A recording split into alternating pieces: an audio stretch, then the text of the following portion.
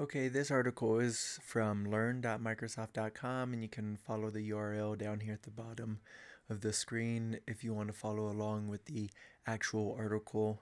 It's titled Understanding Windows File and Registry Permissions. So it begins by saying whenever something happens in a system, a principal, which could be a process or thread acting on behalf of a user or service, a principal acts upon objects. So I know it's a little redundant to rephrase that sentence, but whenever something happens in a system, a principal acts upon objects. Files, directories, and registry keys are examples of commonly known objects.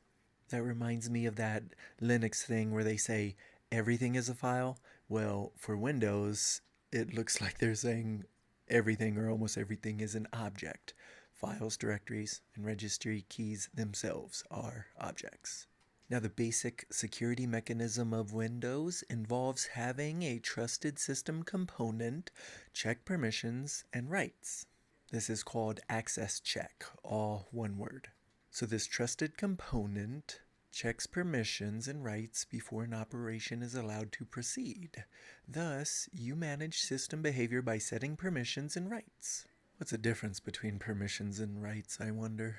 Well, since you cannot appropriately set permissions without understanding what is being done under the surface, I'll start by describing security settings on objects and how they are processed, and I'll follow that with how to set values for them. Before I delve into the technical details, I want to take a look at the permissions at the root of the system drive in Windows Server 2008 using the Windows Access Control List GUI. If I open a Windows Explorer window, select the Security tab, right-click on Local Disk, and select Properties, I see the administrators have full control. And so here's a good picture of that. If I click on System under Group or Usernames, I see that System also has full control. And when I click on Users and Groups or Usernames, I see the permission situation is not as simple. The users group on the system in figure 1 here has read, execute, list, read, and so on. Clicking the advanced button gives a more detailed view of the permissions associated with the users group. So we'll go to figure 2 in a second. So remember, we're on Windows Server 2008, a little dated, but I think a lot of this still applies to whatever server you're using. So it says local disk properties. We're in the security tab. The object name is the C drive. The group or user names associated with this object would be authenticated users, system administrators, and then users. Now to change permissions, click edit right here. Permissions for users, right, since this is selected, is modify, read and execute, list folder contents, read, write, special permissions. Okay, only 3 of these things are being allowed on this object by users. So apparently they cannot modify this or even write to it, nor do they have special permissions. So let's go down to figure 2, advanced security settings for, see how big I could get this for you guys. Advanced security settings for local disk. So permission entries on the C drive again, right? The type is allow, name, permission, full control, inherited from, it's not inherit, none of these are inherited, and then applies to this folder, subfolders, and I don't know what else it would say. But the caption reads Figure 2 Advanced View of User Rights over Drive C. Okay, so they go on to say here, members of the user groups are allowed to create folders and append data to files in the root of the system drive. If you click the edit button, you'll see another special grant to subfolders shown in figure 3, and this operation requires administrator privileges. So here's figure 3, permission entry for local disk. The object tab has this name, applies to subfolders only, and then you can go through this checklist, allowing and denying things. And this is the edit view of user special rights. So you see that normal users are allowed by default to create subfolders and add content to these subfolders from the root of the system drive. This functionality was provided to members of the user group on Windows Server 2008 because some third-party software assumes that these permissions are present and Microsoft did not want to break app compatibility. Now let's move to a technical discussion of these issues and how they work below the GUI interface presented to the user. All named objects in Windows have security descriptors, which provide information about their owner as well as list which users and subjects have special permissions. They can also specify which object accesses must be logged to the system event log. The information about what a subject, user process, and so on is allowed to do to an object or resource is specified in a data structure known as an ACL. ACLs enumerate who, that is which principal, has what kind of access to specific objects. A discretionary ACL, also known as DACL, is a type of ACL where the owner of objects are allowed to change them. Whenever an object is accessed, the security descriptor is compared to the principal's permissions to verify that the requested access is allowed. Note that Windows also supports system ACLs, SACLs, for objects and has used SACL settings to establish which events are logged to the audit log for mini releases. With Windows Server 2008, Windows Vista, SACL has been extended to carry integrity level information. This integrity label is used to establish the low label that marks the Internet Explorer process used in low rights Internet Explorer. System and high labels are used to protect critical resources. The Windows message pump filters messages based upon the integrity level of the message. For example, medium-level processes do not receive messages sent from low-level processes, and high-level processes do not receive messages from low or medium-level processes. And I just did a video on what computer processes are, and so that might be a good follow-up to this video, especially because in that video I talk about processes communicating to each other. Well, they go on to write here that at this point the integrity level protection is a speed bump, not a true security barrier about which you can make security guarantees. The height of this bump will increase significantly in later releases when it is likely to become a real security barrier. As with other modern OSs, Windows relies on DACLs for general access control decisions.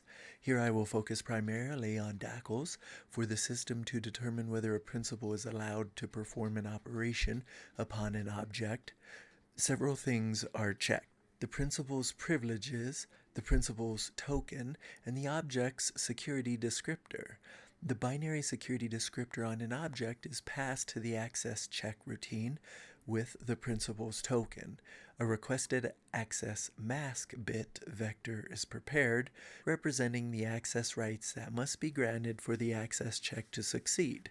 It is passed with the principal's security descriptor to the access check routine, which examines the user's security token and considers the principal's privileges, typically based on roles or membership such as administrator, in combination with the requested access and the DACL on the object. If the requested access is satisfied by the principal's privileges, access is granted. Otherwise, the DACL access control entries, these are ACEs, as in the acronym ACE, the access control entries are examined in order. As soon as the security system is able to show that all requested access components are allowed or that any of them is denied, it returns a success in the former case and a failure in the latter. Thus, the DACL's list of ACEs should be appropriately ordered. The standalone canonical ordering is to first place explicit denies, then explicit allows, then general group denies and group allows. If the canonical ordering isn't used, unanticipated allows or denies may occur. So the name of this section is Object Security Descriptors. They write, while the security descriptor is a binary data structure, it relies on the security descriptor string format to provide a somewhat human-readable text format. A string format security descriptor is represented as a null-terminated string with tokens to indicate each of the four main components. So owner, primary group. This is probably just going to be better for you to look at real quick. So O for owner, G for primary group, D for DACL. Great, I'm just going to think D drive when I see that. And then for SACL, S, here's figure 4. So these are referred to as tokens, and you can read the description, but let's just run through a few of them quickly. So O, owner underscore SID, a SID string that identifies the object security principal. Only one is allowed. The next token is G, group underscore SID. This string identifies the object's primary group. This is provided to support the POSIX compatibility system and is not otherwise used by Windows. Only one is allowed. Interesting.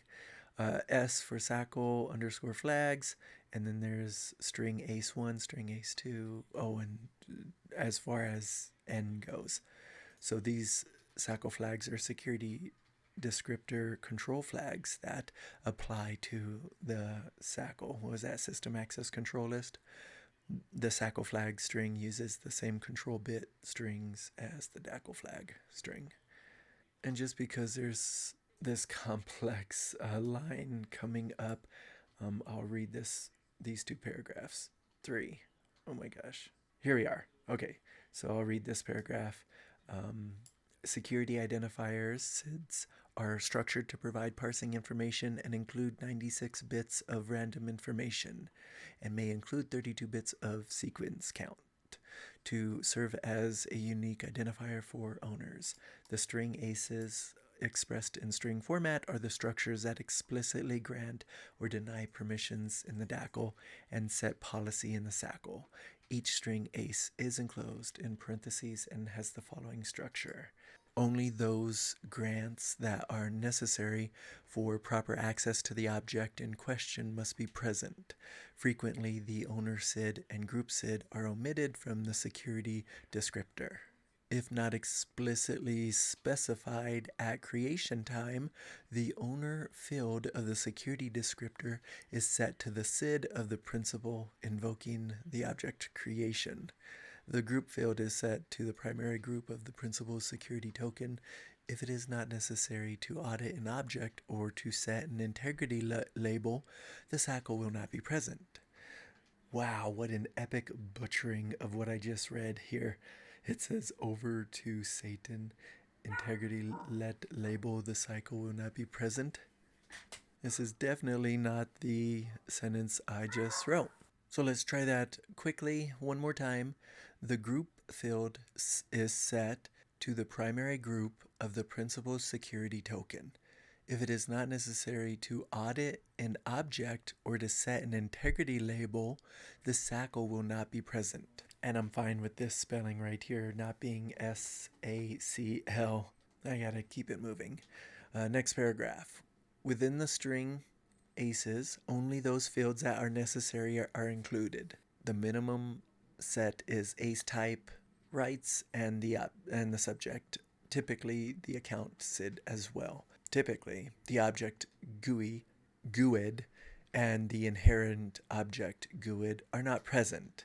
The system parses ACEs in order from first to last until access is either granted or denied, thus ordering of ACEs is important. Deny permissions should be placed before allow permissions. Remember that, we were reading it above. And also remember, ACEs stands for Access Control Entries. An ACL with no ACEs in it is an empty DACL, since an ACE, right, grants a specified subject access to an object. No one can access an object with an empty DACL. An object without a DACL is said to have a null DACL. Objects with null DACLs have not been secured and everybody has full control over them. For that reason, do not set either empty or null DACLs. It is worthwhile now to look at what a realistic security descriptor looks like. Here's a security descriptor for the root of the Windows Server 2008 system drive. Note that cackles is a legacy command line routine for investigating and setting ACLs and is being replaced by ICACLs. Unfortunately, iCackles, so unfortunately, ICACLS does not support a command line switch to output the results in standard security descriptor definition language, or SDDL. A switch that CACLS has is the /S flag. And so you can see that here. So C drive backslash CACLS, and then it says C drive backslash S as a referenced above. And here is the part that is pretty much the most difficult thing to parse. But by reading through this, hopefully we all can get a better understanding of it.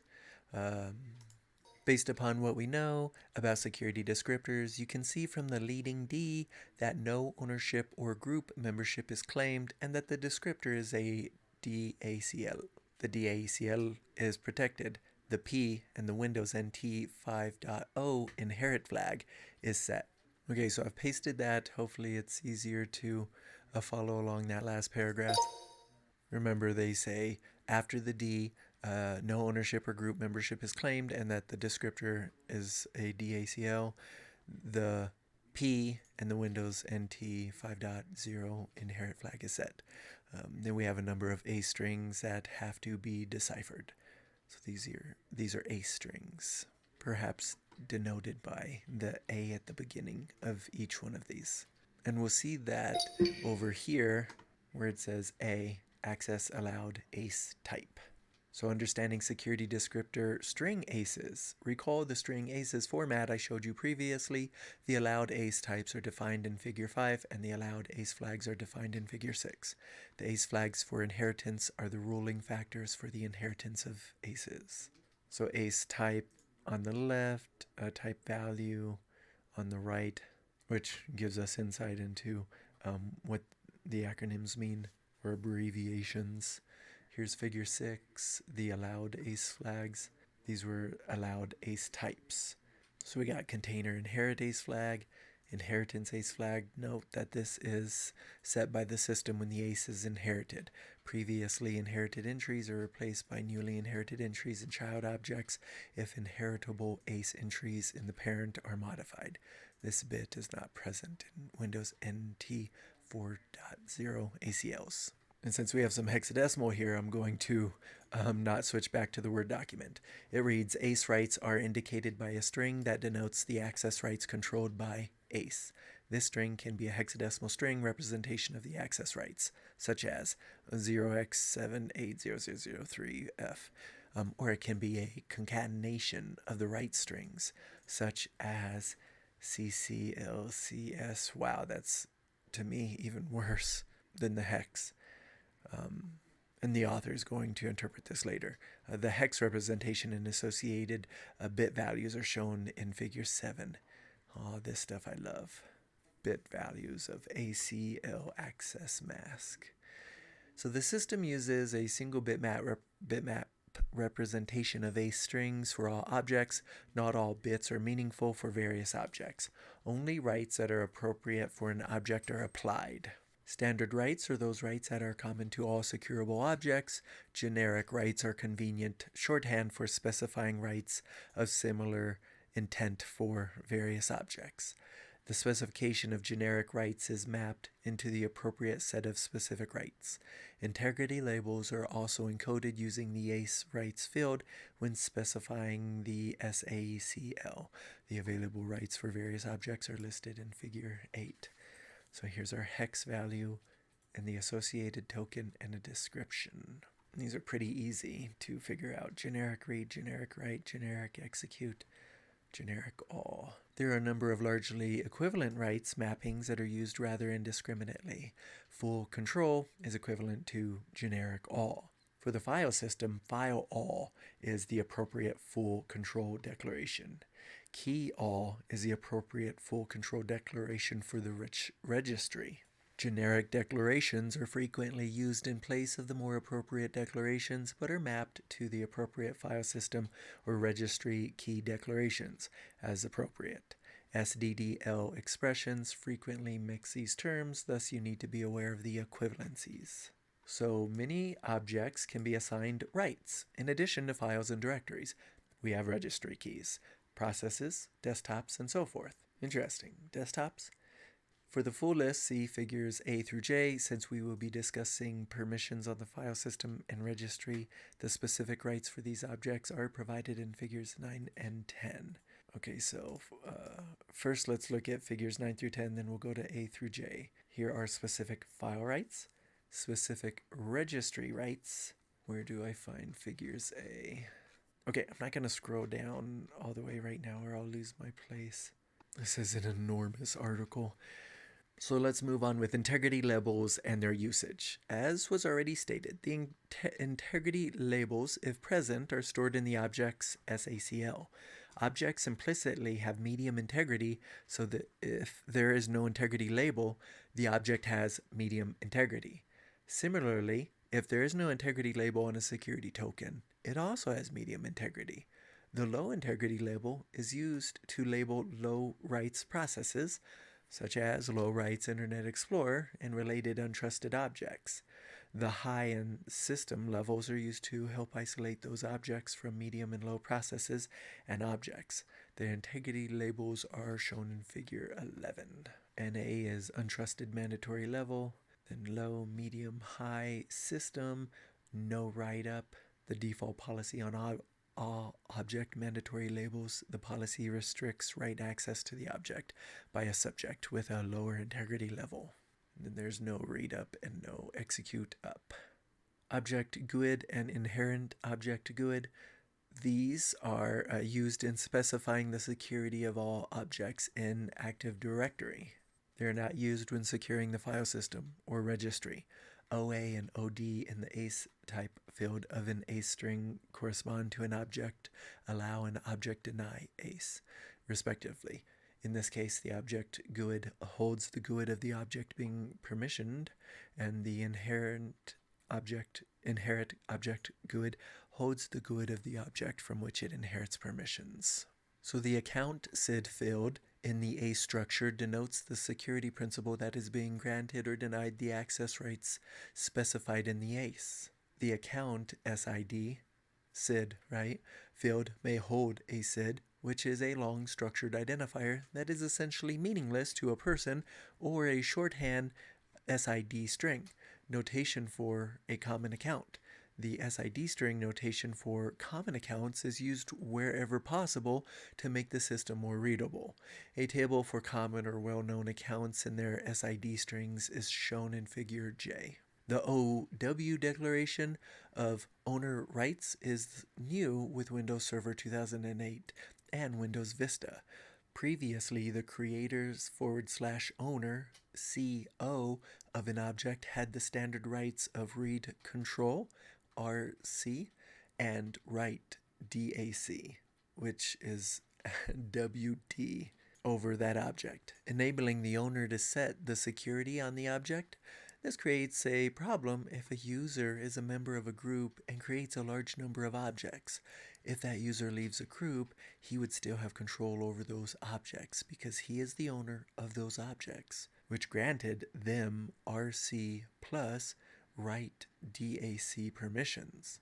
The presence of the OW owner ACE restriction blocks the implicit grant of RC/WD. So it blocks the implicit granting of that to the owner unless these grants are explicitly made to the owner ACE of any relevant ACE in the ACL. This allows mitigation of the security issue. So the output from CACLS for the root of the system drive looks like this. Parsing this for readability, you can add a space in between each one. This is a protected DACL with the auto-inherent flag for a modern file system set. The protected A flag means that inheritable parent grants won't be inherited. The DACL is protected from the inheritance from the object's parent. In this case, there is no parent, as it is the root. The built-in administrator and system are granted inheritable file over both files. Inheritable file all over both files due to the object inherit, and directories due to the container inherit, or CI. This means that the DACL grants file all recursively on all files and directories below the root, except where inheritance is stopped by protected DACL. When the grant is the protected DACL must be examined. CO is granted generic all, which maps to file all over both files and directories below the root directory, and that is due to the inherent only flag. The grant to the built-in user is far more interesting.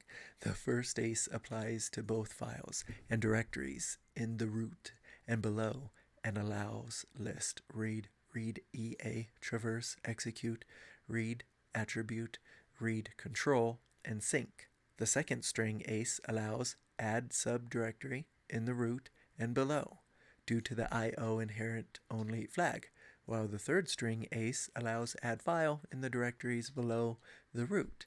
This is the same as you saw when you explored these permissions with the ACL graphical interface of Windows Explorer. So I'm going to stop this video there, and in the next one we'll begin with the paragraph about Windows resource protection.